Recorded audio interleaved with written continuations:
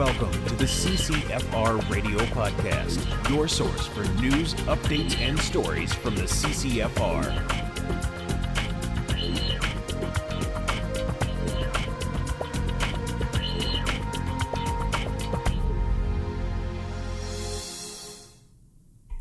Hey everybody, welcome to episode 88 of the CCFR Radio Podcast. I'm your host, Rod Miltak. Thanks for joining me again today on the podcast. I'll bring on Tracy a little bit later to talk about all the stuff that she's involved in.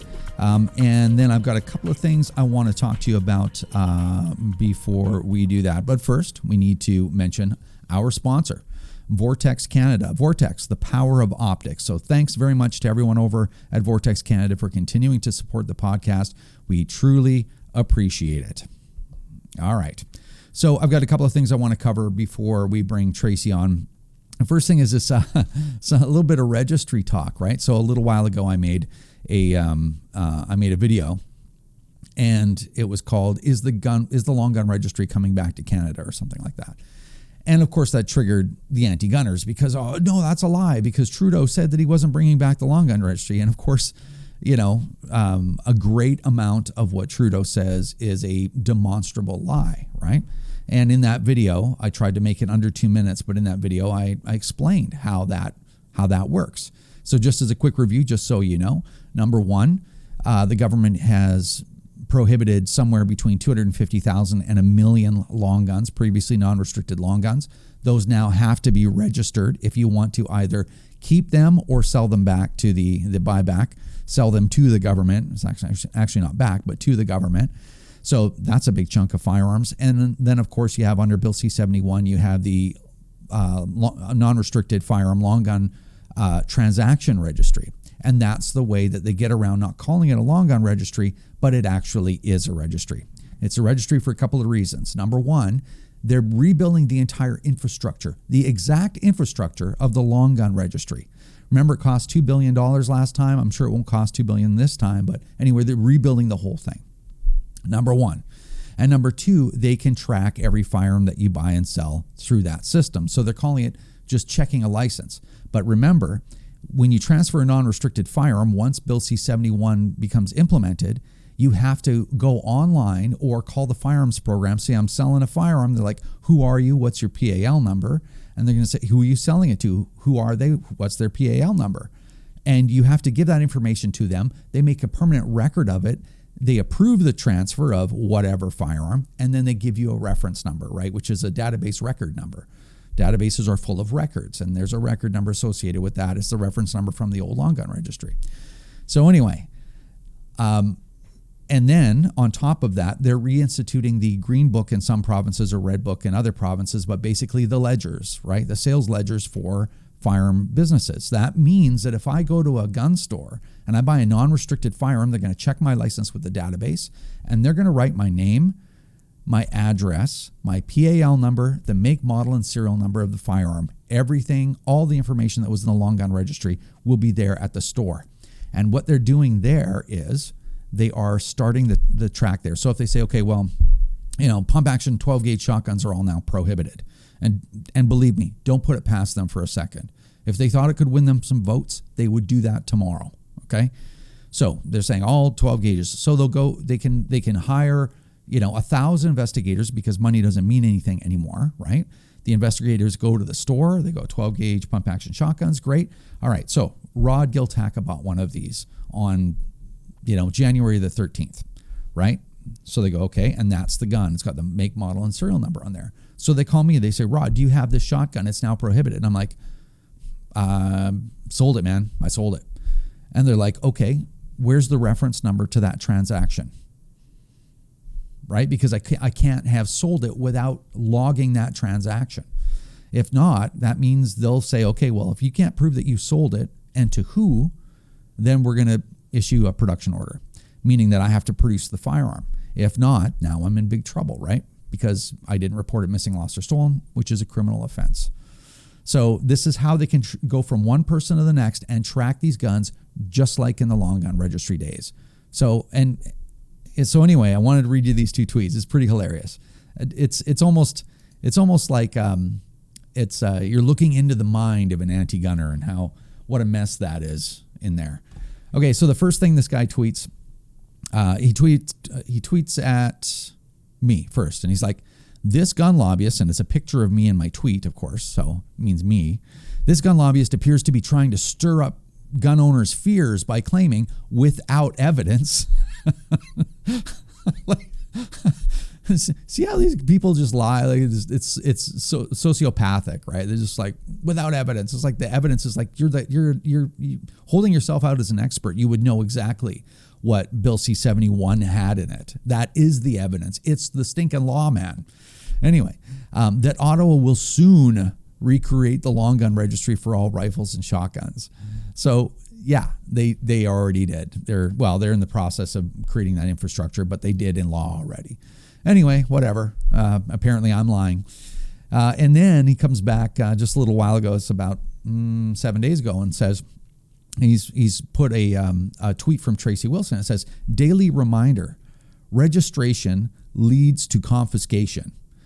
And he's like, the popular gun lobby slogan, registration leads to confiscation, is old, but not innocuous.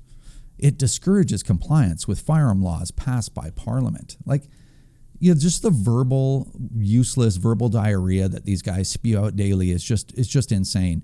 If people are in non-compliance with laws, and it's not like criminals are always in non-compliance, but regular people, if they're in non-compliance, that means the law is not fair, nor was it wanted, and it's probably immoral. So people are like, I can justify in my own morality to not comply with this because it's so unjust. Right? And people like that, they can't understand that, right? It's like when the government says jump, you jump, period.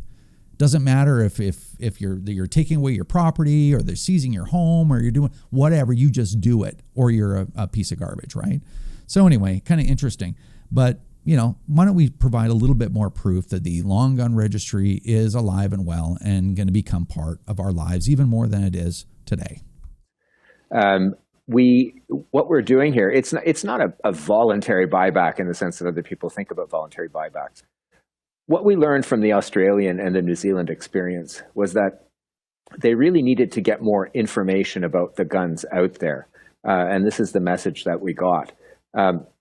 So while they did have a so-called mandatory buyback, they ended up getting about 50,000 weapons returned, and they think there's probably another 100,000 out there in the New Zealand case. What we're doing is we are creating an incentive scheme and mandating that people have to now register these weapons. They will be subject to strict regulation in terms of storage. They'll have to report to us on that storage, pay a fee. And then when we have that information, what we have in addition is a buyback incentive, because they won't be able to use the weapon for anything. They're prohibited from using the weapon for any purpose. They can't shoot it. They can't transport it. But they can't sell it. They can't give it away. Right. So they can look at it, and that's it. And so we think that given this whole package together, there's a great deal of incentive for people to turn their gun in for a fair market price. They'll do that. Those are next steps. But for the time being, the important part of it is getting the regulatory picture in place, in the sense that we need to get – these guns weren't registered before. So as with other countries, there wasn't an idea of what was out there. We're going to get a better picture of what's out there. We're going to force people to register. And we're going to have these weapons safely stored. They won't be able to be used for anything else. So I think that's a good start, and then we'll work on the buyback program as we go. But how? And so here's David Lametti. I don't know, just the idea that this guy wants in your life to take your things. I don't know. He's an interesting cat, I think.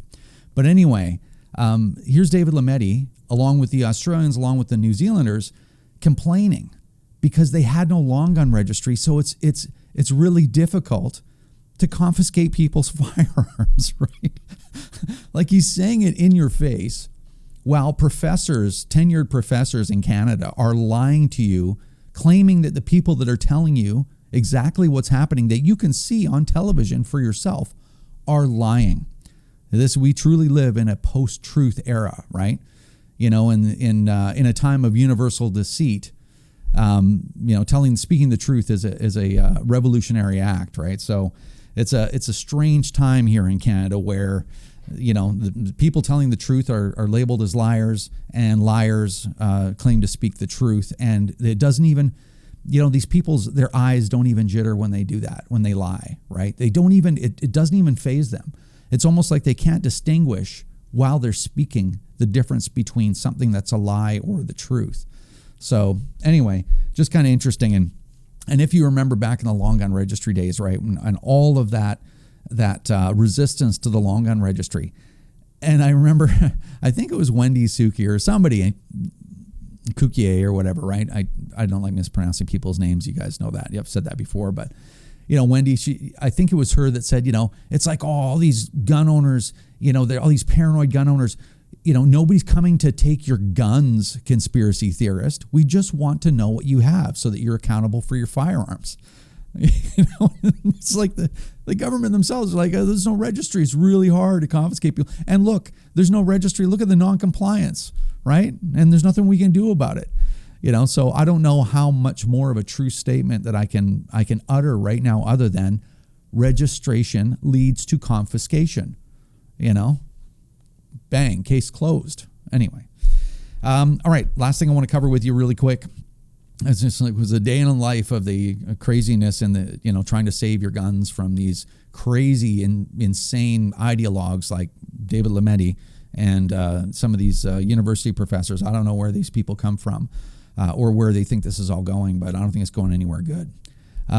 Okay, last thing I want to talk about is last episode I talked about when it comes to, so the CCFR is an organization that doesn't talk about standing up for gun owners. We don't talk about working behind the scenes. We don't talk about, heavy lifting.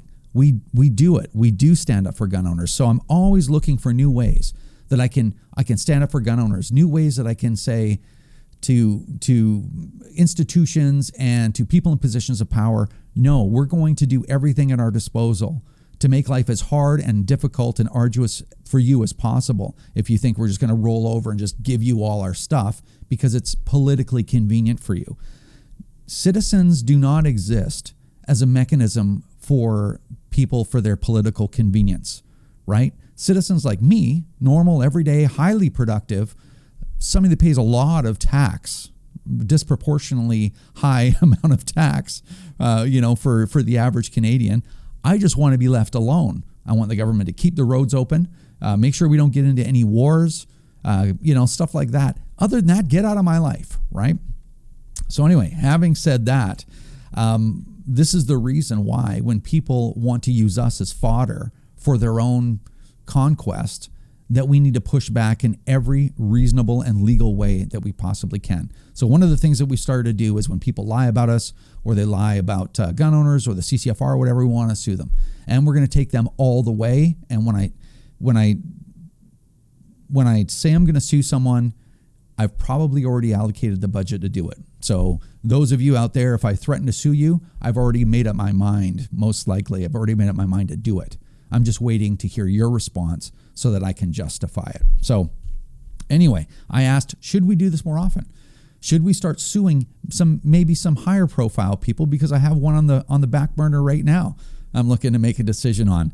And overwhelmingly, people emailed info at firearmrights.ca, and then they commented in the comments of the last video that they thought that was a good idea and they approved of that, and that they would help offset those costs by donating to the CCFR if we did those things.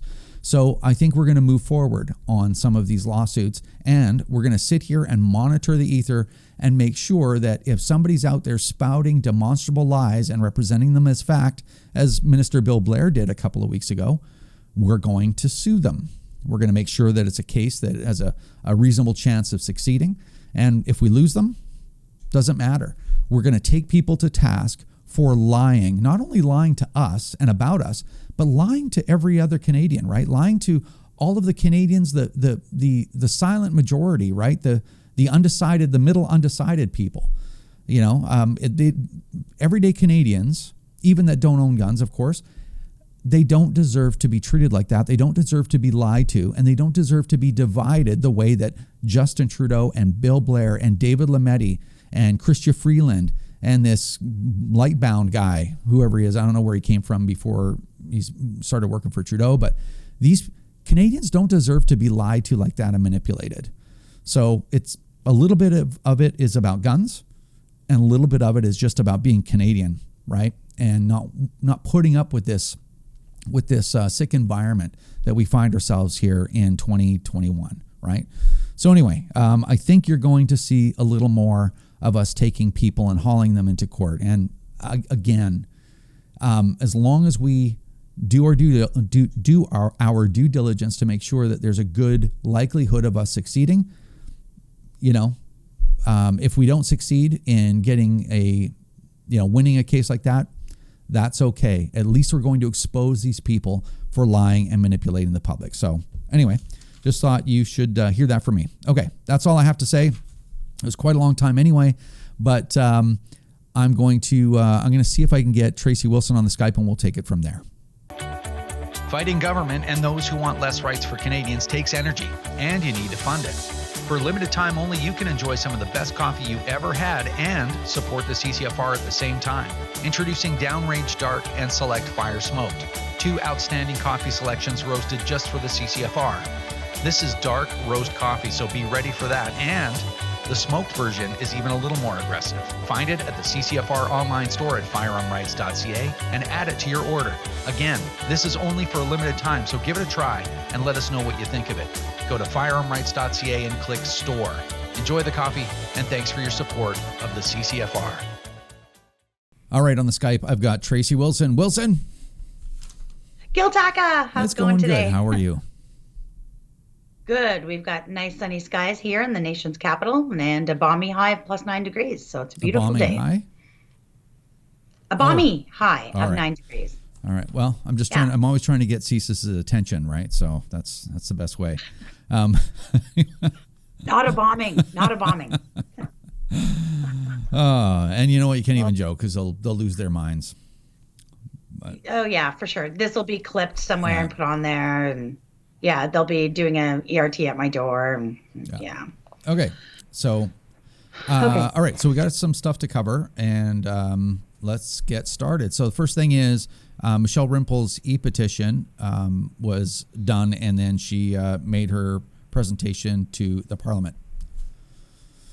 Yes. So Michelle tabled parliamentary e-petition E2574 last week in Parliament. It did, of course, close at the most signed parliamentary e-petition in Canadian history, regardless of what the anti-gun lobbies tell you. It closed with a total of, I think it was almost 235,000 signatures. So we're talking almost 250,000 Canadians. That's pretty impressive. In comparison, now recognize that this was Michelle Rimple's petition. We circulated the link as well as everybody else. There wasn't a whole lot of other effort put into it, unlike petition E1923, which was Wendy Sucur's petition calling for a gun ban. So basically it would be the opposing petition.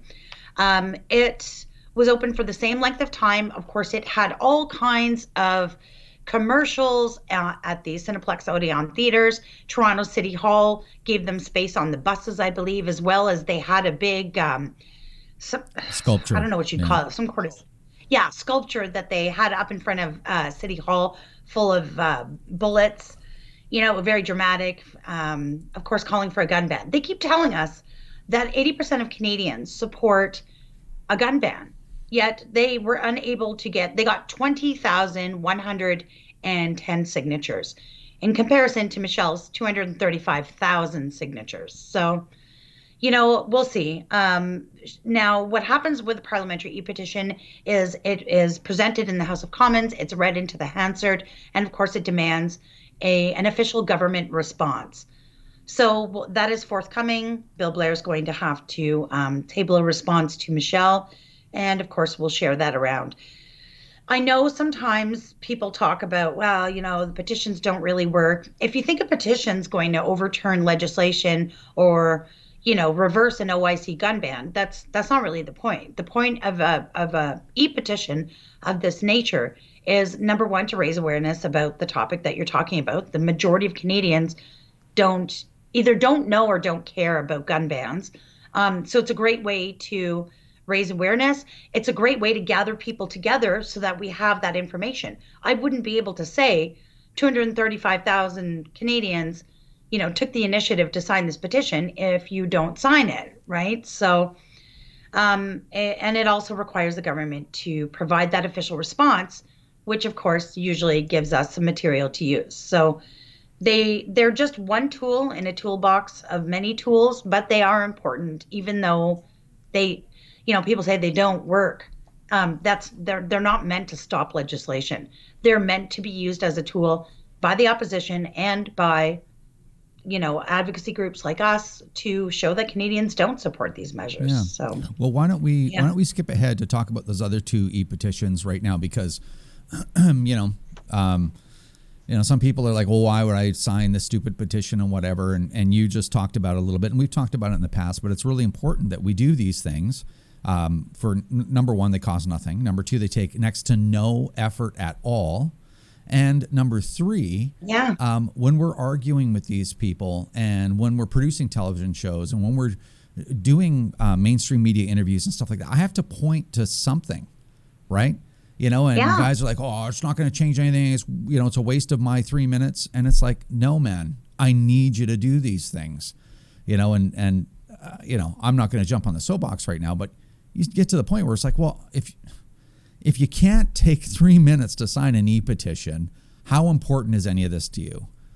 And I don't like lecturing people, but I mean, like, come on, man, I need your help for 3 or 4 minutes. So anyway, let's talk about those other two petitions. Wow. Yeah, so I just shared E3249 around on the page, in the group, on my own social media, and of course on our Twitter accounts as well. And this is basically another parliamentary e-petition calling for the scrapping of the May 1 gun ban, C21, and demanding that the government table legislation that focuses on the actual problem of criminals, illicit firearms, and spend money on at-risk youth programming, which are all good things. We agree with all of that. I shared it in the group, and sort of within minutes, someone said, "Oh, this is all so exhausting," and I was like, "Oh, I know, you must be tired." It was a little catty, but you're right. Here's the thing: we need these tools. I need people to sign them so that exactly what you said, when we're doing interviews, or when the opposition's doing interviews, or trying to present policies, that we have things to point to. So, I get it. You get sort of petition fatigue because there's always seems to be another one to sign. Well, we want that. Imagine not having opposition to this. Imagine just not saying anything. Let them do their gun ban, and I just simply don't have 2 minutes of my day to give to signing this parliamentary petition and following up with the email confirmation. I just simply can't give that to anybody. Like, I don't know, man. I think I know you and I put in some pretty lengthy days fighting this battle, and that's our job, and we're paid to do that. But these are very simple, free things that people can do. Do they stop the legislation? We already went through this. They don't, but we need these tools. So I'm asking everyone to sign it. And then there's also E3201, which is the one, I believe the airsoft community started that one, if I'm correct. It's doing quite well. It also asks for scrapping of C21, but they're not the same. This one also speaks to the gun ban. So there's elements of both. You need to sign both. So we're going to put some stuff out today on that. Follow all our social channels and make sure you sign on to that stuff. I hate being a nag, but it's really important to me, and it's important to this fight that everybody does everything they can. And this won't cost you a dime, just a minute of your time. All right. So the everyone's homework for today is to, and I'm going to put the links to both of these petitions in the description box of this video. Perfect. They're on our social media as well. But E3249 and E3201, your homework assignment is just to go to the links. You only got to click on the link even. Just click on the link, go sign the petitions. It's your name, an email address, and a postal code, I believe. And then all you need to do after that is look in your email, because it'll send you a confirmation email to say, are you a real person? Did you really sign this? And you say, yes, confirm. And your name is on there. So That's your homework. It's 4 minutes of homework. So please follow the links, sign both petitions, and get your friends and family to sign it and put it to them just the way I'm putting it to you as well. Because, if saving your guns or your airsoft guns or whatever are not worth a few minutes, I don't know what else to say, right? So anyways, okay. Next thing, we did a fundraiser with Firearms Outlet Canada. Oh, so yesterday, Colin and I went on a road trip. This is a great story. So Fred from FOC decided to do a sticker draw. And of course, Fred never does anything small, right? So he printed up 1,500 stickers. They're really cool, kind of, I think it says, "We are not the problem," or something like that on it. Law-abiding gun owner, that's what they say on it. Has the FOC logo and the CCFR logo. So he thought, well, I'll try running this sticker draw, put it up there for a couple of weeks and see what happens. But what was really neat is he pledged to match the money raised. So I don't know. I asked him yesterday on the live video, which you can see on our socials. I asked him, Fred, you blew up the internet. He says he got up the next morning. The server had crashed. It went totally viral. Everybody went crazy. So thank you to everyone for participating. And they sold out their stickers in literally one night, which, of course, if you do the math, raised a staggering $30,000 in one night. And of course, Fred, being a man of honor and a man of his word, he also chipped in $30,000 on behalf of his store, his business, for a total of $60,000, which I went yesterday to receive. I don't know. Our community continues to amaze me all the time. I've said it a million times. If I've said it once, the gun community in Canada is comprised of the very best people there are. And we just continue to show that over and over. And they welcomed me into the store. We did a great video. And Fred's like, well, there's lots of opportunity to do other stuff. He's really supportive of the work at the CCFR.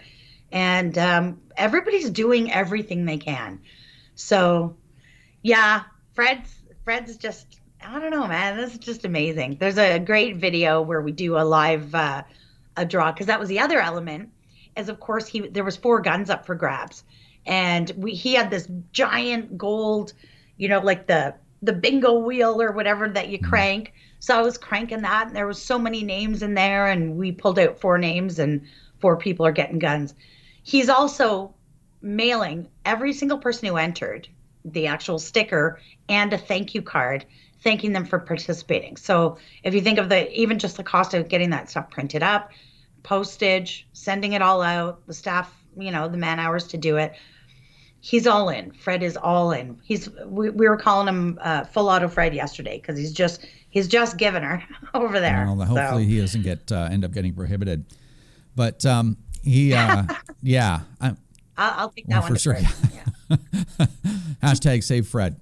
But yeah, and he donated the guns too. Even the prizes were donated. Yeah. It cost him $2,000 to mail all those stickers out. Plus he cuts a check for $30,000. I think that's the biggest single donation we've ever gotten, isn't it? Oh yeah. This is the biggest donation we've gotten by far. And yes, all those extenuating expenses that come with it, the cost of the guns, the man hours, the mailing this stuff out, getting stuff printed. He's really put his money where his mouth is. And it's, I know these are tough times. And just thinking about a gun business during, some pretty unfriendly times in Canadian politics, shelling out $30,000 of their own money on top of everything else is just, wow.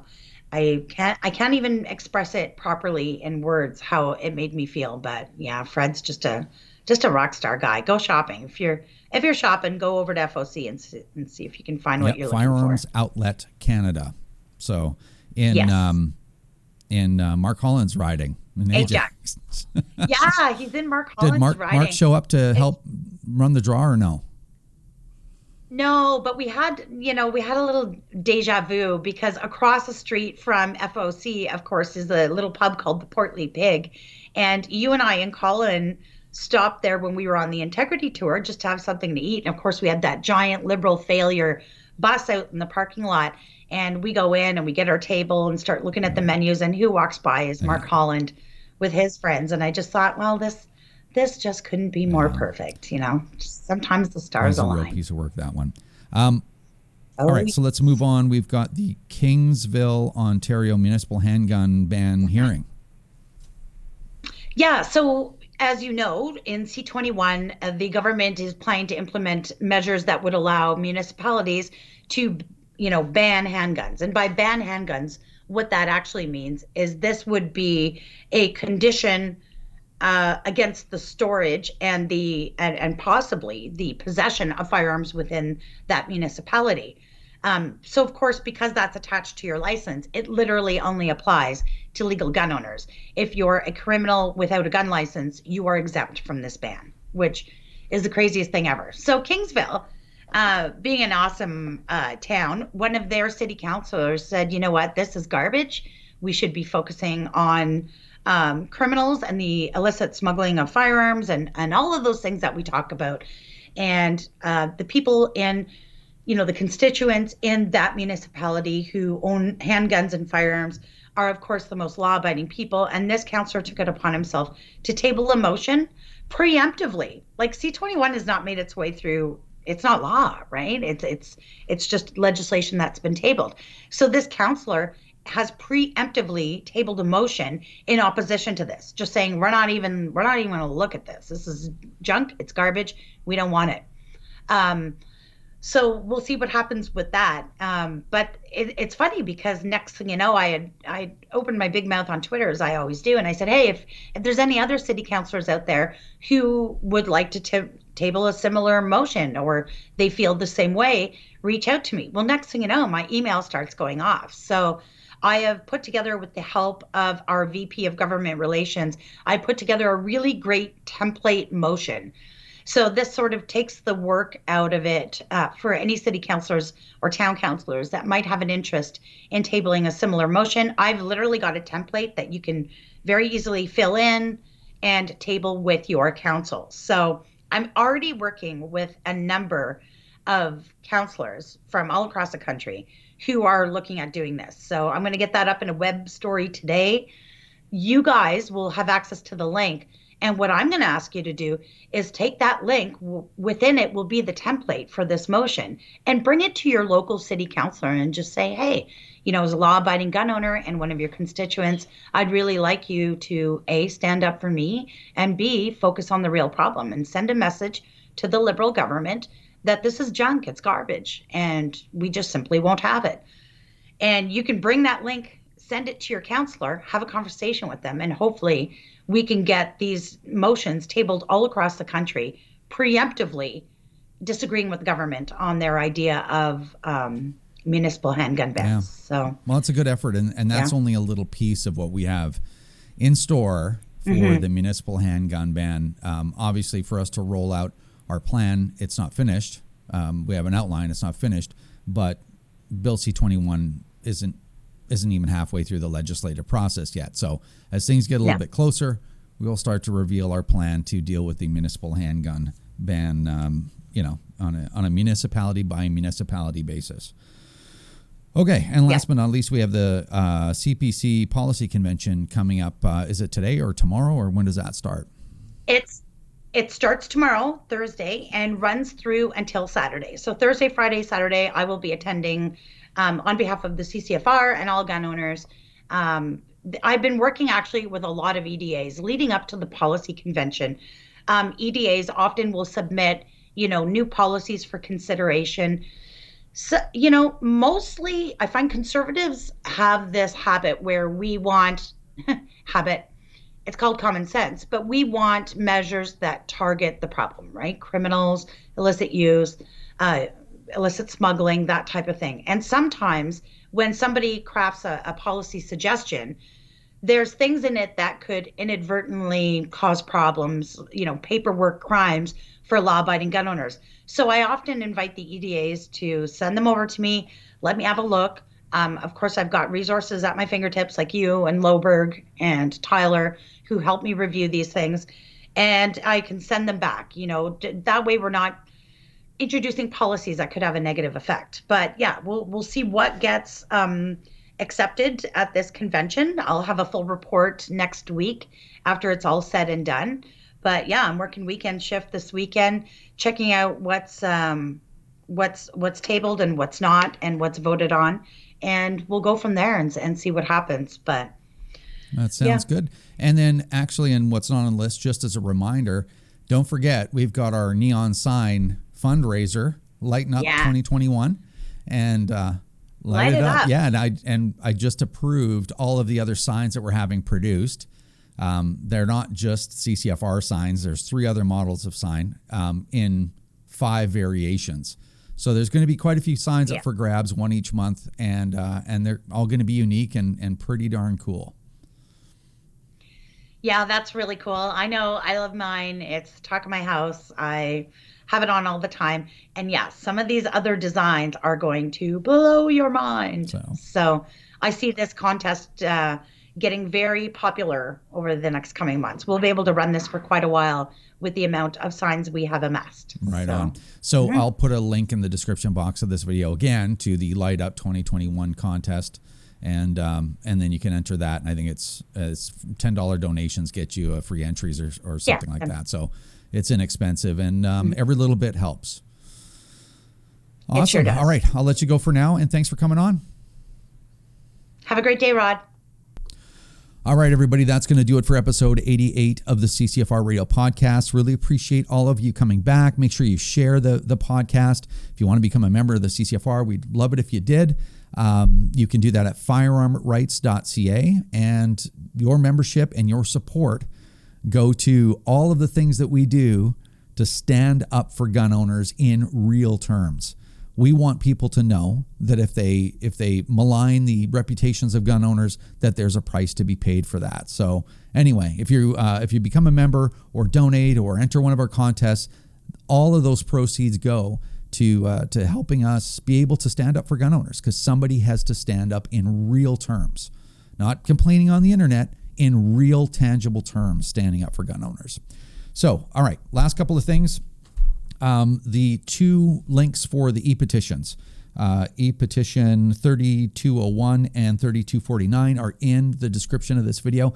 Make sure that you go there and you sign both of them. Please do it. It's literally 4 minutes of your time to sign both of those petitions. And don't forget, you've got to sign them, submit them, and then go into your email and make sure that you confirm, because there'll be a confirmation email coming. Now, in the past, there's been situations where that confirmation email has taken half a day to get there. So, which I find really interesting. It's almost a way to make sure that people just forget about it and go on about with their lives, and that their signatures don't end up counting. Think about that for a second. Everyone else, Google, if I log on to use a different browser to log on to my Google account, I get a text on my phone, like literally within seconds. And then when I press yes, it's me, the screen unlocks like literally 2 seconds. But the government of Canada, with all its resources, can't send you a confirmation email within half a day sometimes. I find that convenient, maybe is the right word. Anyway, make sure that you do that confirmation email or your signature won't count and you've wasted your 4 minutes, right? So, and please get everyone make sure you share those links and everything at your gun club. Share them at your airsoft club. Share them at, on your Facebook page. Share them everywhere. We need to have hundreds of thousands of signatures because that helps us. We already talked about that with Tracy. So the 2 links are below, and also there's a link below for our Light Up 2021 contest. If you want to donate $10 and get a free entry into the contest to win one of these neon signs, there's going to be sign after sign. I think we're going to have probably 6 or 8 of them that we're going to be able to use as prizes, as giveaways. So make sure you check that out. Again, thank you so much for your support. I truly appreciate it. We couldn't do any of this stuff without you guys. We couldn't. We'd be a Facebook group. So thank you so much for your trust and your support. Take care, and we'll see you soon.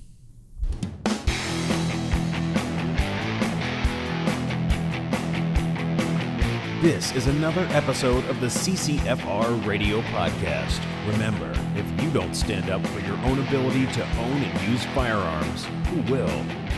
Join the CCFR or donate right now at www.firearmrights.ca.